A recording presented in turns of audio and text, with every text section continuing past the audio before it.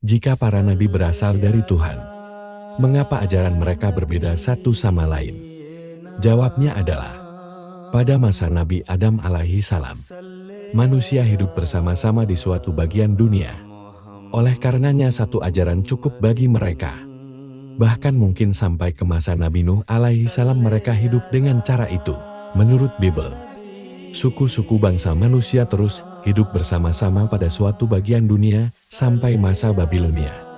Bible bukanlah sebuah buku sejarah, tetapi ada bukti-bukti menunjang cerita Bible itu. Di antara semua bangsa di dunia, bahkan di antara kaum-kaum biadab yang mendiami pulau-pulau terpencil, kita menjumpai jejak peninggalan cerita air bah di zaman Nabi Nuh alaihi salam. Sesuatu yang sangat mustahil adalah bahwa seluruh dunia mula-mula ditelan air bah besar. Lalu kabar tentang itu tersiar ke segenap bagian dunia. Yang lebih masuk akal adalah, jika pada saat itu di suatu bagian dunia terjadi banjir, hingga menyebabkan terpencarnya penghuni dunia ke berbagai jurusan. Sementara itu belum terbukti bahwa penduduk dunia itu merupakan satu masyarakat sampai masa Babilonia.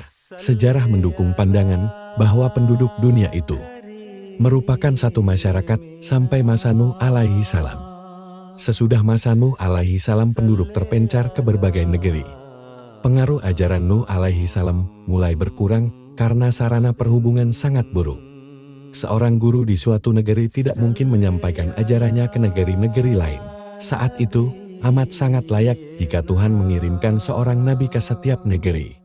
Sehingga tidak ada suatu negeri pun yang tidak memperoleh hidayahnya. Inilah yang menyebabkan perbedaan antara agama-agama. Karena pikiran manusia belum berkembang sepenuhnya. Karena kecerdasan dan pengertian manusia belum sampai kepada perkembangan yang harus dicapainya. Maka, kepada setiap negeri diturunkan ajaran yang selaras dengan tingkat kemajuan yang telah dicapainya.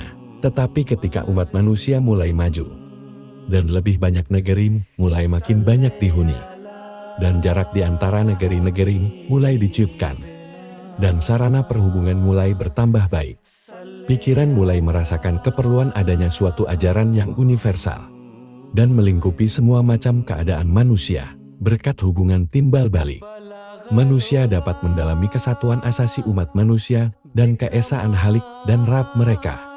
Ketika itu di gurun pasir tanah Arabia, Tuhan menurunkan ajarannya yang terakhir kepada umat manusia dengan perantaraan Nabi Muhammad SAW.